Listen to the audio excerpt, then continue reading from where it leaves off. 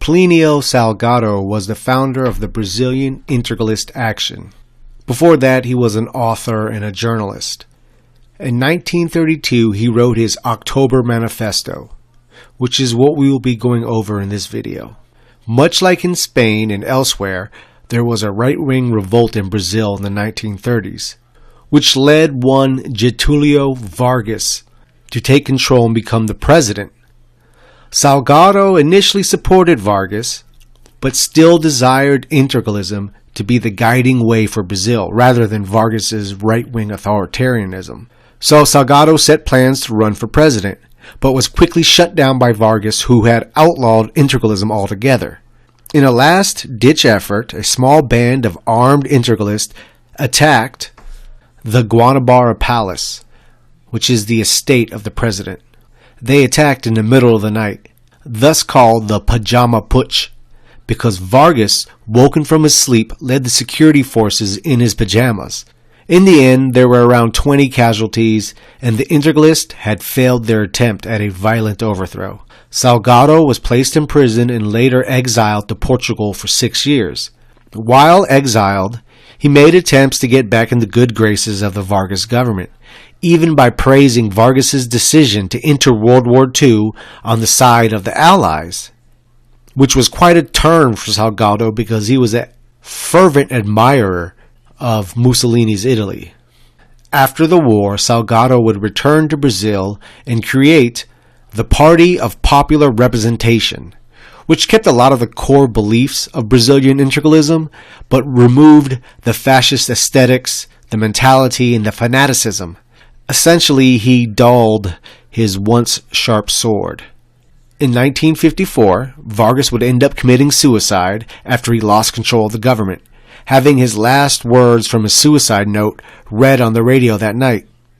The famous last lines read, "Serenely, I take my first step on the road to eternity. I leave life to enter history." A year later, Salgado would run for president, but only garner around 8% of the vote, which would be around 714,000 votes. It is estimated at its height the Brazilian Integralists numbered anywhere from 50,000 to 1.5 million active members. Today they exist mainly as a thought more than a party, with an insubstantial amount of membership. After a long life in politics, mainly serving on the Brazilian Congress, Salgado would die in 1975 at the age of 80. This is his contribution to history, the Manifesto of the Brazilian Integralist Action. Manifesto of October 7, 1932, translation by H.R. Morgan. Conception of man and the universe. God directs the destinies of people. Man must practice on earth the virtues that elevate and perfect. The man is worthy of his work. He sacrifices in favor of the family, of the fatherland, and of society. Worth at study, by intelligence, for honesty, for progress, in the sciences, in the arts, in technical ability, having finally the welfare of the nation and the moral elevamento of the people.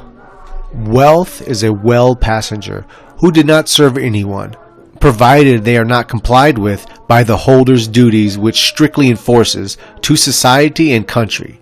Everyone can and should live in harmony, respecting and cherishing others, each of which distinguish themselves in their skill, because each man has his own vocation, and is the set of those vocations that realizes the greatness of nationality and social happiness.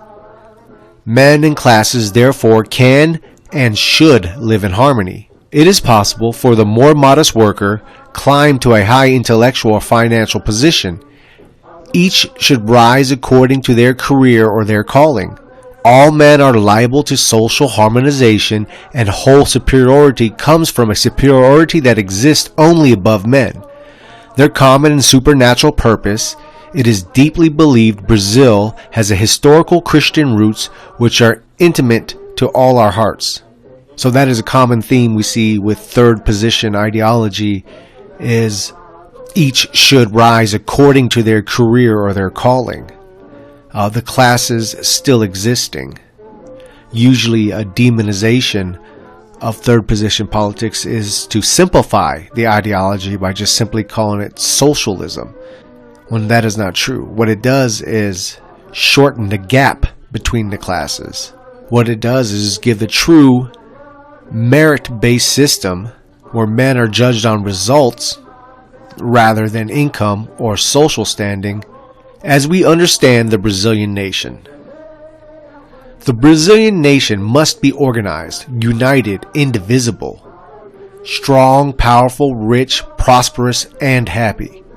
For this, we need for all Brazilians to be united.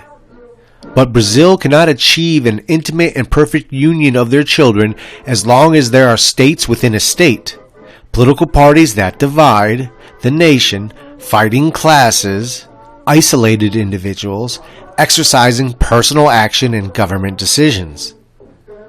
So when you have this fractured society, like they're saying, they're fighting, there's a state within a state, people who are living for their own benefit over that of the nation, the political parties, the fighting between the right and the left, dividing the people, class warfare, isolated individuals exercising personal action and government decisions. We are rife with that in modern day America. The further fractions the Brazilian people, therefore the nation needs to organize itself into a professional classes. Each Brazilian should enter in their class. Their class shall elect, within their own sphere, its representatives in the municipal councils, provincial congress, and general meetings. Those elected to municipal councils elect its president and the mayor.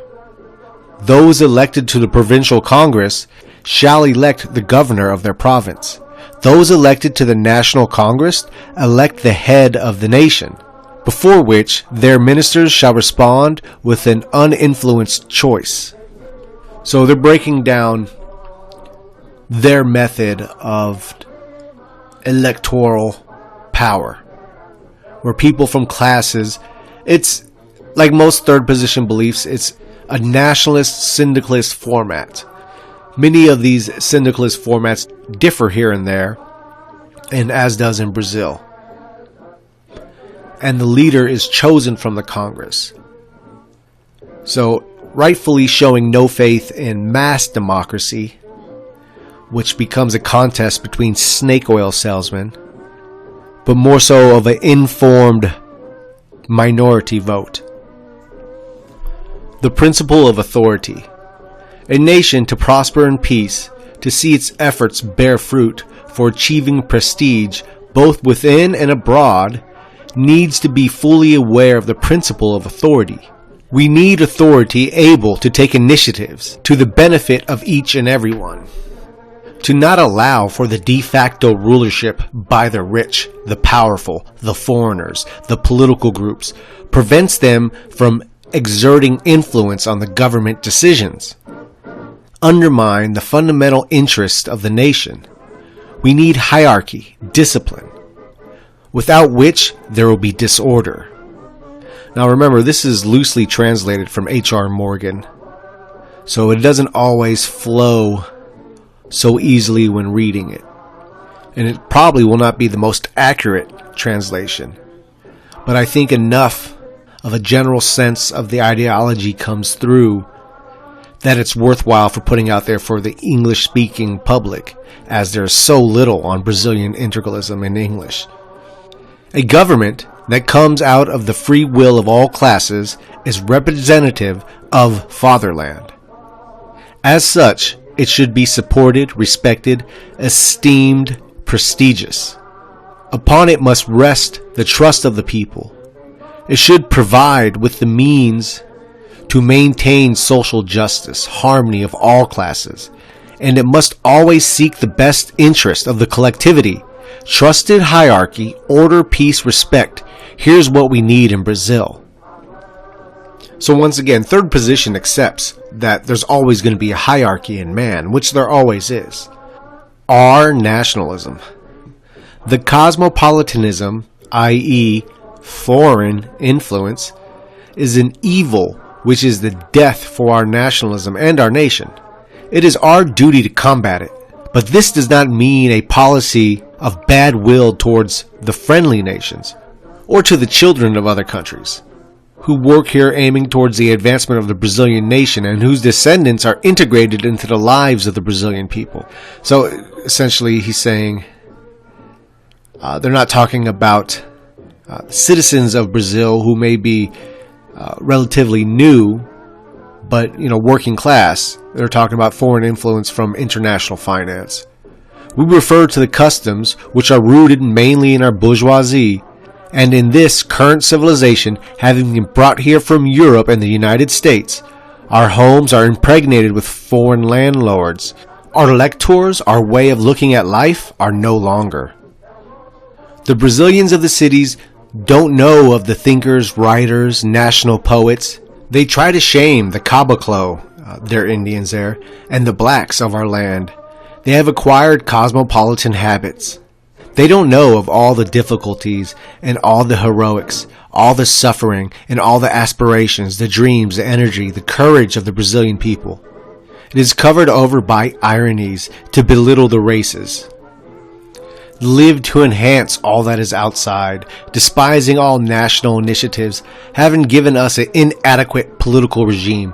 They prefer to blame the disasters of the country, blaming the Brazilian people, rather than to admit that the regime is incapable and incompetent, skeptical, delusioned, weary of pleasure. All who speak these powerful words, or those great and petty bourgeoisie, distilling a poison that erodes the soul of the youth, creating ethnic prejudices originating from countries that want to dominate us, despising all our traditions, and seeking to inculcate and spread the immorality of manners. We are against the pernicious influence of pseudo-civilization, and we are against the influence of communism, representing the Soviet Russian imperialism, capitalism, which aims to reduce us to a dominion. Thus arises a great nationalist movement to affirm the value of Brazil and of everything that is useful and beautiful in character and in Brazilian customs, to unite all Brazilians in one spirit, the Amazon, the Northeast, the back country of the northern and central provinces, the cowboys, cattlemen, drovers of mines, settlers, ranchers, aggregates, small craftsmen of Sao Paulo, the working class of all regions, the youth of the schools, traders, industrialists, farmers, teachers, artists, officials, doctors, lawyers, engineers, workers of all railways, the soldiers, the sailors, all who still have at heart their greatest love and enthusiasm for Brazil. We must rely on our glorious traditions. We must affirm as a people, united and strong, that nothing can divide us. Nationalism, for us, is not only the cult of flag and national anthem, is the deep awareness of our needs of character, of the trends, of the aspirations of the fatherland, and of the value of a people. This is a great campaign we undertake. So very similar to America, I would say. You have this cosmopolitan elite propping up cities like tumors, causing friction between the classes and the races, ridiculing the traditions, and changing their way of life. We, the parties and the government, we, Brazilians from all provinces, propose to create a culture, a civilization, a genuinely Brazilian way of life. We want to create a public right, according to our realities and aspirations. A government that guarantees the unity of all provinces, the harmony of all classes, the initiatives of all individuals, and the supervision of the state and national construction. Therefore, our ideal does not allow us to enter into collusion with regional parties. You may recognize these parties, but we recognize the nation. We can foresee and organize Brazil without the evil of selfish partisanship, a Brazilian state that represents and expresses all of the classes, steering the nation through the wisdom and guidance of its elites. We will not rest. We will actively pursue this end. Our homeland can no longer be dissected by the governors of states, by the parties, by classes in struggle, by the warlords. Our country needs to be unified and strong, solidly built, in order to escape foreign domination, which is a daily threat, and save ourselves from the international communism that invades the national and social body like a cancer. Therefore, we do not collaborate with any party organization which aims to divide Brazilians. We repeat the phrase from the legendary Osorio when he was writing of the fields of Paraguay, saying it did not recognize parties because they divided the nation, which must be cohesive in their time of peril. We swear today a unified fidelity, a fidelity to the fate of this generation. Those who are intellectually capable of doing so should execute the will of our political thought, or else we, Brazilian Integralists, will spontaneously declare ourselves outcasts, decrying openly the phony political life of the nation, until the day comes when we have the numbers so large that we will restore our rights of citizenship. And by the strength of that number, we can conquer the power of the Republic. So we march onward into the future, and nothing will stop us, because with us marches the consciousness of the nation and the honor of Brazil. What we think of conspiracies and politicking of groups and factions. We are enemies of all conspiracies, of all the plots, the de facto power brokers, and insurrections.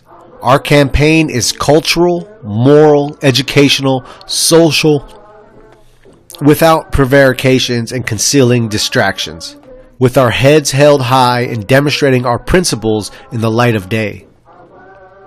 Those who exhibit their principles have no need to conspire and combine with the parties of darkness. Those who march on behalf of the clear and well-defined ideas have no need for masks. Our homeland is miserably cut apart by conspiracies. Politicians and governments deal with the special interest groups, and thusly they conspire together. We preach loyalty, frankness, freedom of speech, openness of opinion and discussion and debate in the realm of ideas. So when integrity is a part of the makeup of the politics of the people, there's no reason to hide stuff. There's no reason to hide your motive. I mean, it's out there and it's clear. The criminalistic politicians are dismantling the character of the Brazilian people. The lack of appropriately effective programs revolve around the people and the military due to the incompetent government. All of its programs are the same, and these men are out of contact for reasons of personal and group interests. Therefore, some plot against each other, and meanwhile the communists plot against all. We preach honesty and courage. We are united by the belief in Brazil, in the family, in private property, by the desire for the organization and legitimate representation of the classes, by religious morality, believing in the direct participation of the intellectuals in the government of the Republic, by the abolition of the pseudo-states within the state, for a beneficiary policy of Brazil in South America, by a nationalist campaign against the influence of imperialist countries. We are the revolution that is on the march, but we are the revolution with ideas, honest, loyal, and courageous. The social question as regards Brazilian integralism.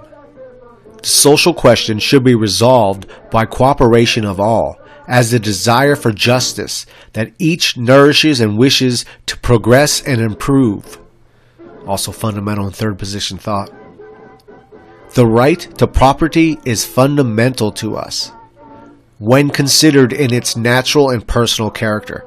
Capitalism today works against this law, based like some uncontrolled individualism and upon the physiognomy of the liberal democratic economic system.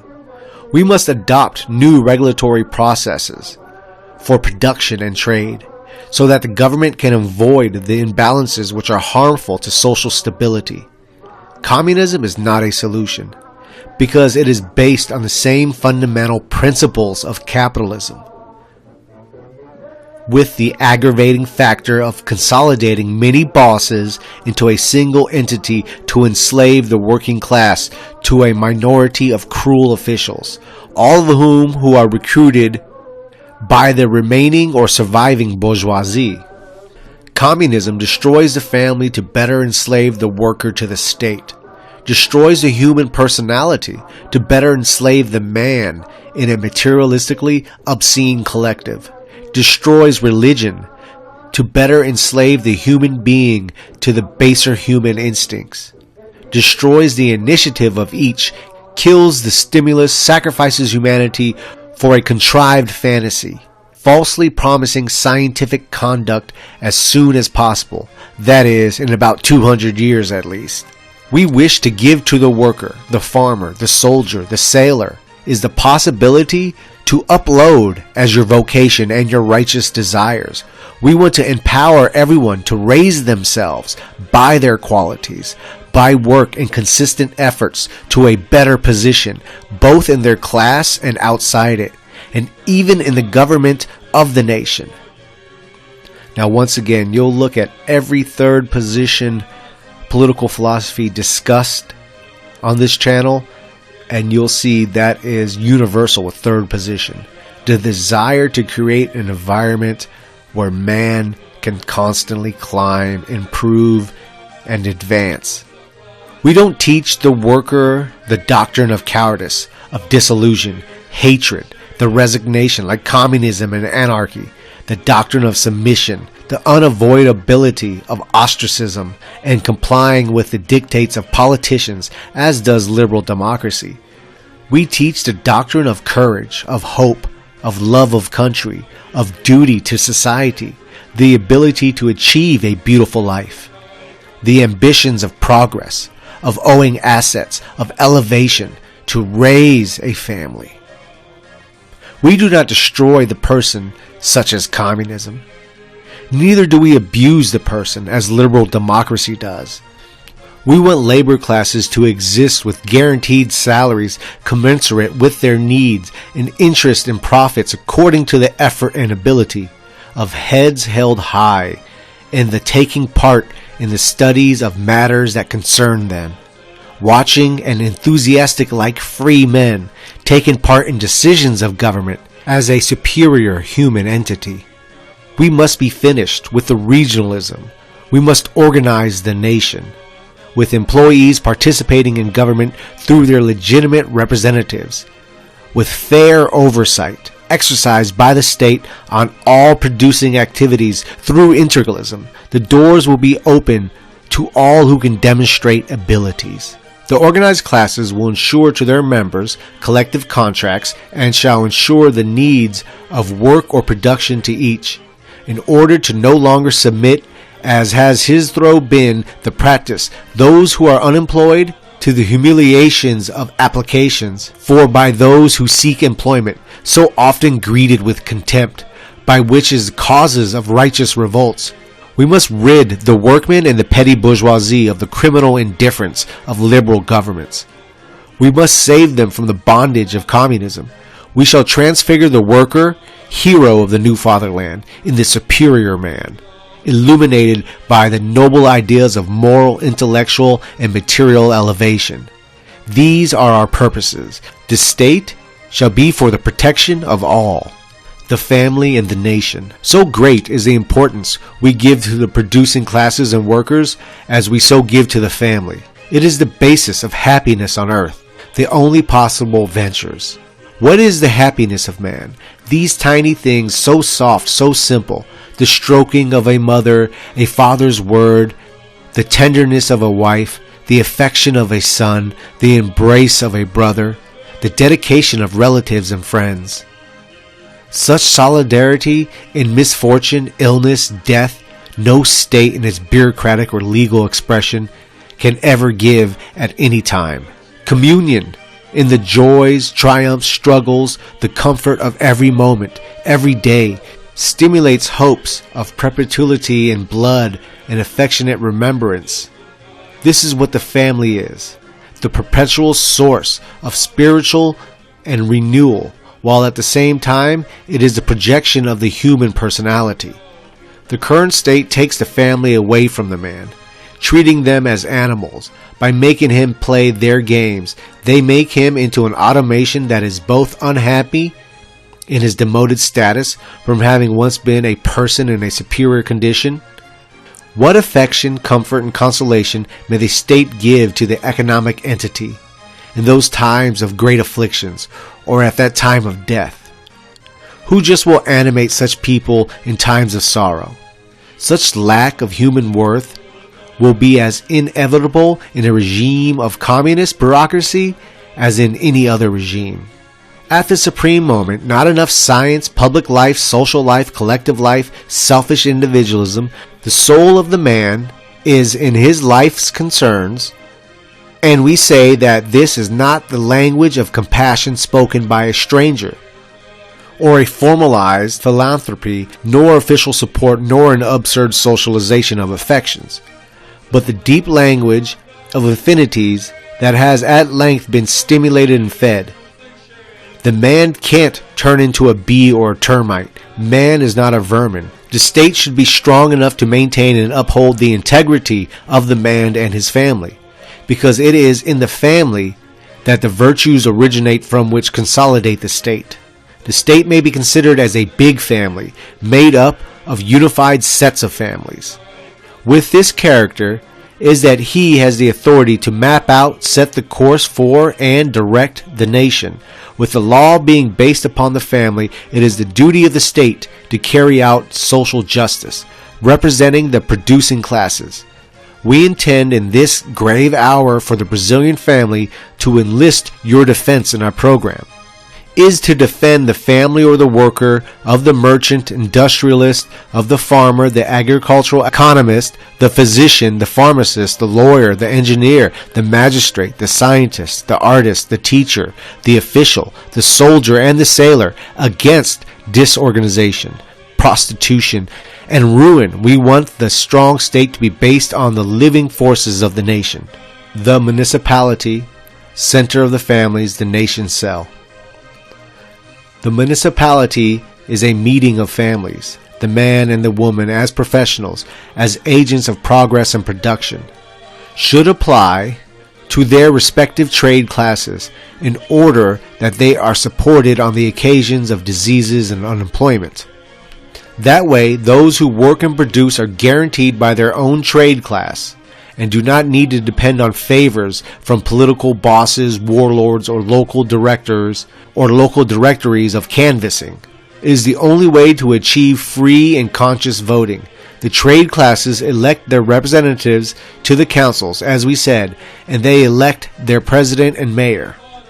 The municipalities must be autonomous in all respects as to their particular interest, because the municipality is a meeting of residents who aspire to well-being and progress. Administrative morality can be inspected or monitored by their own trade classes, because what determined the demoralization of city councils in the liberal system was the political support with local political bosses who gave their own personal orders to the leaders of state policy. When the parties are extinct, the municipal government will rest on the willingness of the classes. With these, no strange influence can be exerted, because everyone feels supported by the class to which they belong. There will be no way of imposing political persecution, because the local government will be free of injunctions of men who, living out of town, interfere in community affairs, as has heretofore been the common practice. The municipality, therefore, is the headquarters of families and of classes, which will be administered with honesty, will be autonomous, and will be directly linked to the national designs. The Integralist State. We intend to create the Integralist State, which is free of any dividing principle, political parties in the struggle for hegemony, class struggles, local factions, sectional leaders, disorganized economy, antagonism between military and civilians, antagonism between state militias and the army, between the government and the people, between the government and the intelligentsia. We intend to run the classic powers, executive, legislative, and judiciary, according to the nation's tax package, with bases in their classes in the municipality and in the family. We intend to create the supreme authority of the nation. We intend to mobilize all the technical capabilities, all the scientists, all the artists, all the professionals, each acting in their particular sphere, so as to realize the greatness of the Brazilian nation. very technocratic society. Once again, common theme amongst third position philosophy. We intend to take as the basis of our great nation the man himself from our land in its historical reality, geographical, economical, in its nature, its character, its aspirations, studying it profoundly as science and morals. This biological and psychological element will conduct social relations with safe standards of law, education, economic policy, all on the basis of legality. As the dome of this building, we will perform the supreme idea, the synthesis of our civilization, on philosophy, literature, the arts, who shall signify the direction of our national and human spirit. We intend to create with all the racial elements according to the economic imperatives of the Brazilian nation, saving it from errors of capitalist civilization and the errors of communist barbarism. To create a single expression, the economic state, the state finances, the representative state, and the cultural state. We intend to raise Brazilian populations in an unprecedented, united force never before reached, a hope ever imagined. We intend to lay the foundations of an educational system to guarantee the subsistence of the nation in the future. We increase enthusiasm to tear away from the disbelief, apathy, skepticism, and the sadness in which they live, to teach them the lessons of courage, instilling within them a certainty of the value that each has inside himself, the confidence as a son of Brazil. We will move the masses in a great affirmation of rejuvenation, to shake the fibers of the fatherland, to pry it from its depression, its dismay, its bitterness, to move forward, giving beginning to the new civilization, which, by our strength, our courage, and our faith, shall make from Brazil, ignite our continent, and influence the world. To do this, we will fight the disenchanted, the unbelievers, because at this time we do not rest for a moment, until we die or win, because with us will die or win a homeland. These are the directions of our march. Thus ends the Brazilian Integralist Manifesto. Suggested readings is Fascism, Integralism, and the Corporative Society. Codex Fascismo, Parts 4, 5, and 6 by H.R. Morgan. So once again, it doesn't matter where the third position pops up. Matters not. It's always the same. Based off the idea that a unified man, who individually is encouraged to seek the peak of his capability, that a people like that, who are also directed towards shared societal goals, can achieve the unimaginable.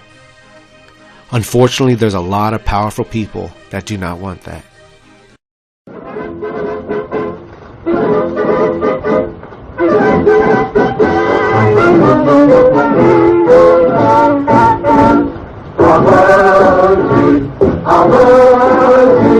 Pelo Brasil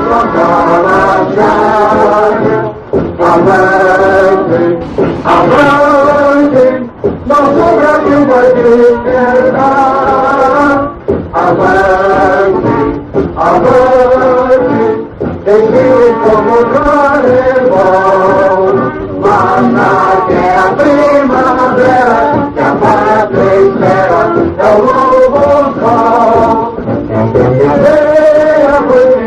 Brasileiro, na cidade, baile, toda questão do cruzeiro, viverá pelo Brasil.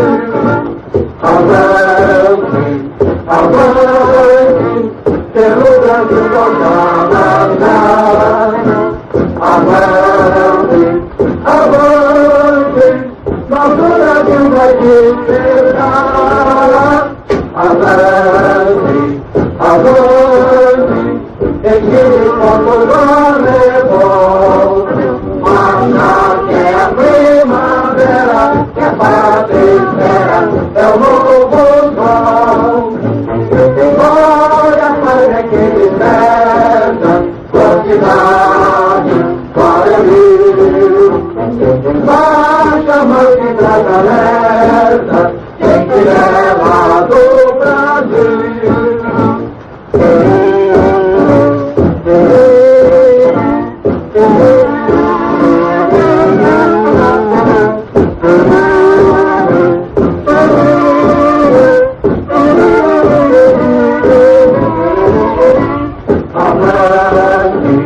avante, e siete con